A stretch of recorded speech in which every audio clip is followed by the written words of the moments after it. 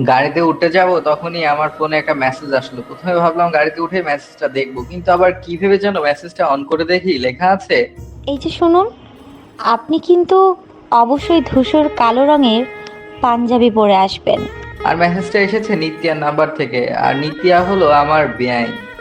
আজ আমার বড় ভাই নিহানের বিয়ে, জামাইয়ের গাড়ি ছেড়ে দিয়েছে। এখন আমি গাড়িতে উঠতে যাব, আর নিত্যা এই মেসেজটা পাঠিয়েছে। এখন কি করি? আর তাছাড়া আমার তো এই রঙের কোনো পাঞ্জাবিও নেই। যাই হোক, আগে বিয়েতে তো যাই, পরে বলবো না আমার এই রঙের পাঞ্জাবি নেই। আমি আর লেট না করে গাড়িতে উঠে বসলাম। আর আমার পাশের সিটে দীপ্ত বসেছে। ও হলো আমার কাজিন। ওর পাঞ্জাবির রংটা কেমন যেন ধূসর কালো লাগছে, তাই মোবাইলের লাইটটা চালিয়ে ভালো করে দেখে নিলাম। কিরে রাজ, আমার পাঞ্জাবি ধরে কি দেখছিস? না মানে, তোর বৌদির এই রঙের পাঞ্জাবিটা খুব পছন্দ, আর ও আমায় এই রঙের পাঞ্জাবি পরতে বলেছে, কিন্তু আমার না এই রঙের পাঞ্জাবি নেই। তাই যদি তোর... ওয়েট ওয়েট, আগে বল আমার বৌদিটা আবার কে? ও মা, আমার বউ মানে তোর বৌদি? সেটা তো বুঝলাম, কিন্তু আমরা তো যাচ্ছি নিহান ভাইয়ের বিয়েতে, কিন্তু এখানে তোর বউ আবার আসলো কই থেকে? কেন নিত্যা? তার মানে নিহান ভাইয়ের বউয়ের বোন? হুম। বাহ, তুই পারিস রাজ। এই মাসে এক কেড়ে পটিয়ে ফেললি, আর এখন নিত্যার কথা মতো পাঞ্জাবি পরে যাবি? তুই না আমার ভাই, আমার জন্য এইটুকু করতে পারবি না? ওকে নে। এরপর দীপ্তর থেকে পাঞ্জাবিটা নিয়ে আমার পাঞ্জাবিটা ওকে দিয়ে দিলাম। যাক, শেষ পর্যন্ত পাঞ্জাবিটা তো পেলাম। গাড়ি থেকে নেমে আমি সোজা নিত্যাদের ছাদে চলে গেলাম, কারণ আমি জানি নিত্যা ছাদের দোলনায় বসে আছে। কিন্তু আমায় যদি একা কেউ দেখে নেয় তাহলে তো সমস্যা। তবুও সাহস করে উপরে চলে গেলাম। কিন্তু এ কি, এখানে তো মেয়েদের মেলা বসেছে। আমি তো পুরো ফেঁসে গেলাম। এখন যদি কেউ আমায় দেখে নেয় তাহলে তো সমস্যা। আমি কোনো রকমে নিচে নামতে যাব, কিন্তু তখনই পেছন থেকে এক মেয়ে ডাক দিল। আরে এটা রাজ না, দুলা ভাইয়ের ছোট ভাই না? আমি চুপচাপ নিচে নেমে আসলাম। ওই নিত্যা যে কই গেল। আর অন্যদিকে তো বিয়ে হয়ে যাবে। কখন আসলাম, কিন্তু নিত্যাকে দেখতে পাচ্ছি না। আমি চারদিকে খুঁজতে লাগলাম, কিন্তু কোথাও নেই। হঠাৎ পেছন থেকে কে যেন বলল। আচ্ছা, কাউকে খুঁজছেন বুঝি? হুম।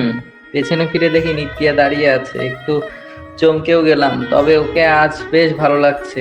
তখন আমি বললাম, ওই, বাহ, বেশ লাগছে তো আপনাকে। এইভাবে দেখেন না, প্রেম হয়ে যাবে কিন্তু।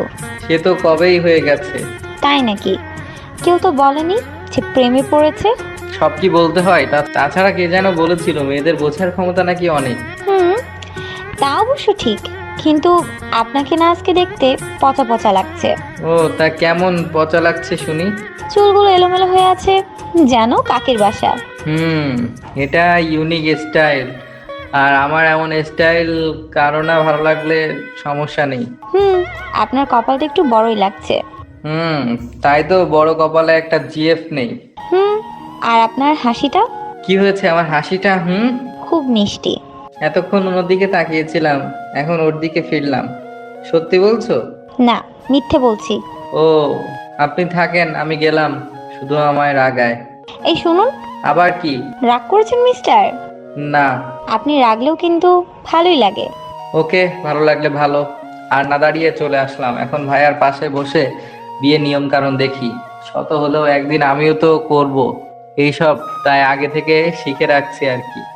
একটু পর পর চারপাশে তাকিয়ে দেখছি যে নিত্যাকে দেখা যায় কিনা, কিন্তু এই ম্যাডাম তো কোনো দিকেই নাই। আমাকে রাগাতে হয়তো ওনার বেশ ভালো লাগে। বিয়ের সকল নিয়ম কানুন শেষ করে সকালে বাসায় চলে আসলাম। আর সারাটা রাত নিত্যার সাথে আমার রাগ অভিমানে পালা চলেছিল। বাসায় এসে ফ্রেশ হয়ে ঘুমিয়ে পড়লাম, কিন্তু আজ আবার আমাদের বাসায় তো বউ ভাত।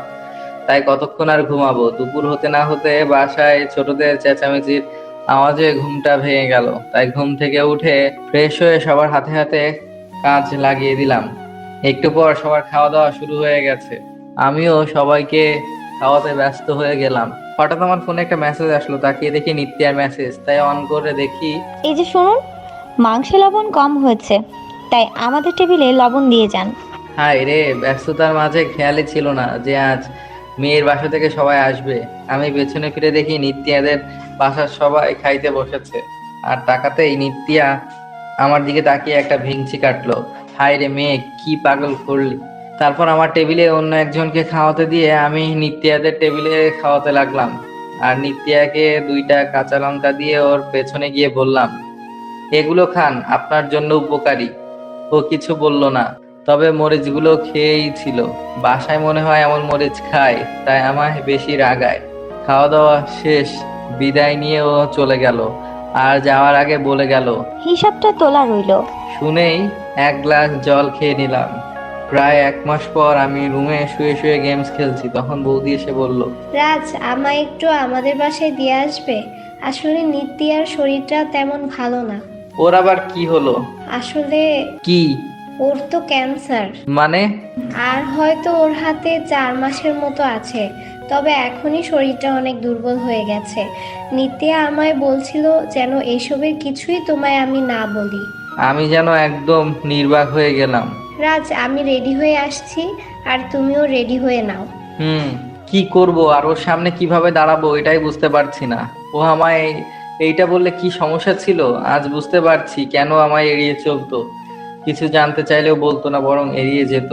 আমি আর বৌদি বাসা থেকে বেরিয়ে আসলাম। প্রায় 1 ঘন্টা পর নিত্যাদের বাসায় পৌঁছালাম। বাসায় যাওয়ার পর শুনি নিত্যা বাসায় নেই, ওকে ডাক্তারের কাছে নিয়ে গেছে। আমি প্রথমে ভাবলাম বাসায় চলে আসবো, কিন্তু তারপর ভাবলাম ওর সাথে দেখা করে যাই। নিত্যা তো এখনো জানে যে আমি ওর ব্যাপারটা জানি না। আমি ভালো করে নিত্যাদের বাসাটা ঘুরে ঘুরে দেখতে লাগলাম। এক পর্যায়ে নিত্যার রুমে এসে থমকে গেলাম। ও কত কিছু এঁকে ওর রুমটা সাজিয়ে রেখেছে। ওর পড়ার টেবিলের সামনে যেতে দেখি একটা ডায়েরি, আর ডায়েরির নাম লেখা আমার স্বপ্নগুলো। একটা ছবিও আটকানো আছে ডায়েরিতে। যখন ডায়েরিটা খুললাম তখন দেখি সেটা আমার ছবি, আর আমার ছবিতে তীর চিহ্ন দিয়ে লেখা। নাকটা আর একটু ছোট হলে ভালো লাগতো, চুলগুলো গোছানো হলে আমার হিরো লাগতো, আর হালকা দাড়িতে খুব কিউট লাগতো এই বাদরটাকে। এটা পড়ে আমার মুখে কেমন যেন কান্নাময় হাসি আসলো। আমি ডায়েরিটা প্রথম থেকে পড়তে লাগলাম, যেখানে লেখা ছিল, প্রিয় মানুষটার সাথে হাত ধরে খুব ভোরে রেল লাইনে হাঁটতে চাই, কারণ সব পথের শেষ থাকলেও এই পথের শেষই হলো সূচনা। প্রিয় মানুষটার সাথে নৌকায় চড়বো, তবেও নৌকা চালাবে আর আমি ওরে দেখবো। রাত 12টার পর খোলা রাস্তায় প্রিয় মানুষটার সাথে হাঁটবো। যদিও আমার সাথে না হাঁটে, তাহলে বলবো যেন আমাকে কোলে নিয়ে হাঁটে। বৃষ্টির দিনে প্রতিটা ফোঁটায় ওর সাথে ভিজতে চাই, আর ওর চোখের ভালোবাসায় হারাতে চাই নিজেকে। আর যাই হোক, আমার প্রিয় মানুষটা আমাকে সবসময় ভালোবাসতেই হবে। ডায়েরিটা পড়তে পড়তে চোখ দিয়ে জল পড়তে লাগলো। এগুলো শুধু ওর স্বপ্ন ছিল, কিন্তু এর পরের পৃষ্ঠায় শুধু আমায় নিয়ে লেখা। আমার সাথে প্রথমে দেখা হওয়া থেকে গত রাতের ফোনে কথা বলার কথাগুলো। একটা মেয়ে কি করে এতটা ভালোবাসতে পারে তা আজ বুঝতে পারলাম এই ডায়েরি পড়ে। আমার আর ভালো লাগছে না, তাই বৌদির থেকে বিদায় নিয়ে বাসায় চলে আসলাম। রাতে শুয়ে আছি, তখন নিত্যার ফোন আসলো। আমিও খুব শান্তভাবে ফোনটা ধরলাম, যেন আমি কিছুই জানি না। এই রাজ, আপনি নাকি আজ আমাদের বাসায় এসেছিলেন? হুম। তাহলে চলে গেলেন কেন? আরে একটা চাকরির জন্য ভর্তি পরীক্ষার ব্যাপারে এক বন্ধুর বাসায় কাজ ছিল। ও আচ্ছা, আপনি চাকরি পেয়ে প্রথম টাকা দিয়ে আমাকে একটা শাড়ি কিনে দিবেন তো? আচ্ছা, দিব। আপনি কত ভালো। হুম। আপনার কি মন খারাপ? একদম না তো। আচ্ছা নিত্যা, আপনি কখন ঘুম থেকে উঠেন? এই তো 9টা বাজে। কেন? কাল একটু 6টা বাজে ঘুম থেকে উঠতে পারবেন? কেন বলুন তো?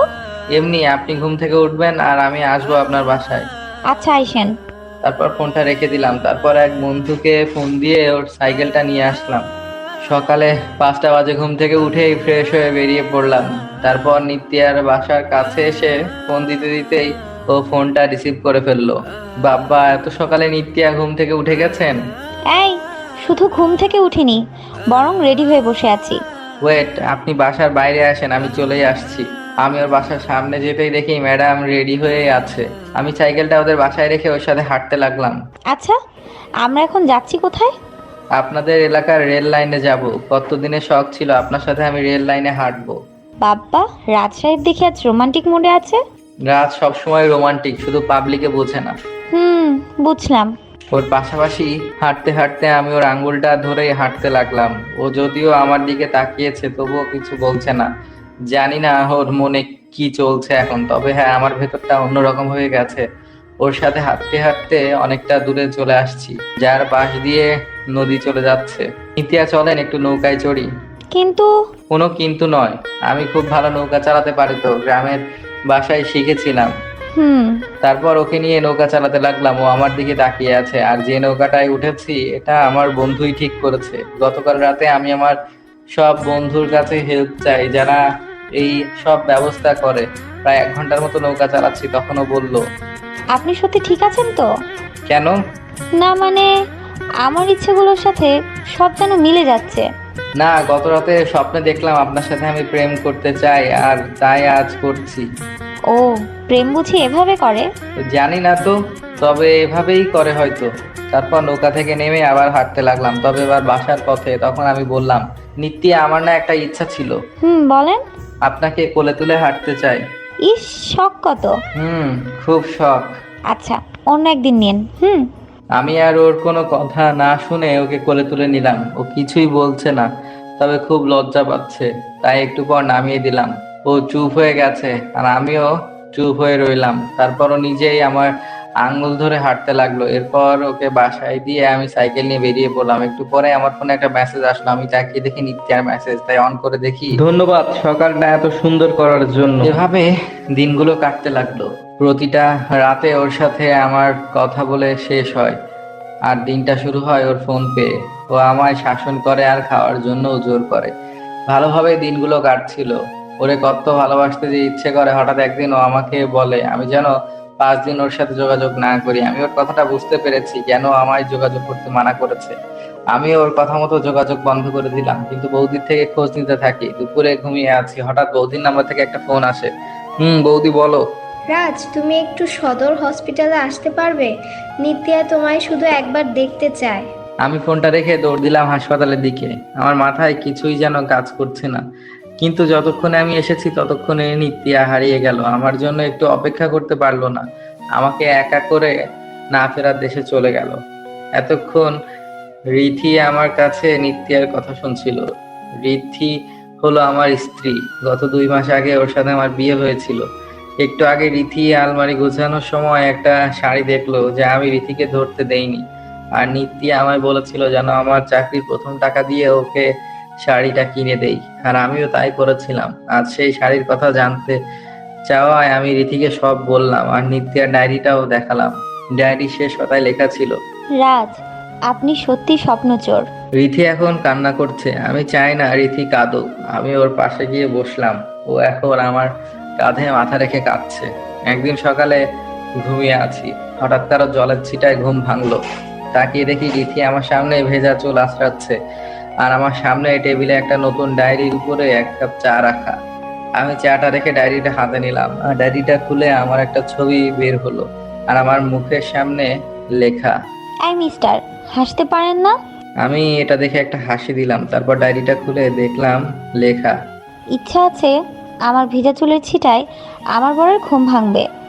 এখন যদি উনি আমায় বুঝতে পারেন, তাহলে আমার বাকি স্বপ্নগুলো এখানে লিখতে পারি। আমি একটা কলম দিয়ে লিখলাম, পারমিশন দেওয়া হলো। ও একটা মুচকি হাসি দিয়ে আমার পাশে এসে বসলো। ভালোবাসাটাকে যেন হারিয়েও আবার ফিরে পেলাম।